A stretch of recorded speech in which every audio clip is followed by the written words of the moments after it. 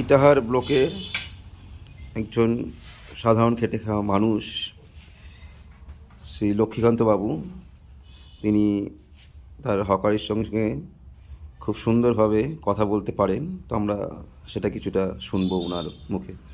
দাদা, আপনার নাম? লক্ষ্মীকান্ত কর্মকার। বলুন। এবার বলুন। নেতারা ভোটের আগে জনসভায় দেয় প্রতিশ্রুতি, আর পাবলিক হলো মোমের পুতুল গায়ে তার গীতি। বলে কাঁচা বাড়ি থাকবে না, দেব মোটা ভাতা, আর আমার দলে নাম লিখিয়ে খোলো নিজের খাতা। আমি ভোটের আগে 100 কোটি দেব উড়িয়ে, আর ভোটে জিতে 1000 কোটি নেব কুড়িয়ে।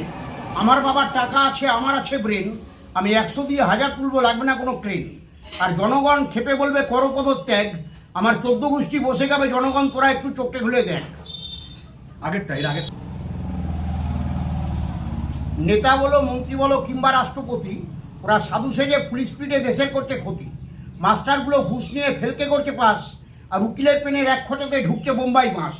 পুলিশের কোনো দোষ নেই, ওরা নেতার বাহন, আর নেতারা যেমন বলে ওরা করে তেমন। নেতাদের কোনো দোষ নেই, অনেক কষ্ট করে হয়েছে নেতা। নেতাগুলো বুলডোজার, চেলাগুলো কটসুতা, আর পাবলিক হলো পাঠাচন্দ্র 500 দেয় খুশি, আর নেতাগুলো হলো কোটিপতি, বাকি সব ভুসি। পাবলিকরা ভুসি হয়ে শিক্ষা হয় না, মুরগি ডিমের বজায় খাচ্ছে ঘোড়ার ডিম, অবশেষে কাঁচকলা খাচ্ছে প্রতিদিন। সজনে এলো, আম হলো, এখন হবে ভোট, নেতারা সব ভাষণ মারবে, ফাটবে তাদের ঠোঁট। কিছু পারুক আর না পারুক মারবে বাতেলা, বলবে রেশনে দেবো তোলাই পাঞ্জা রুইয়ার কাতেলা।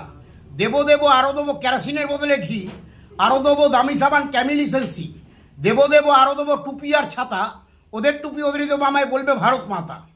রেশনটা না নিয়ে বললে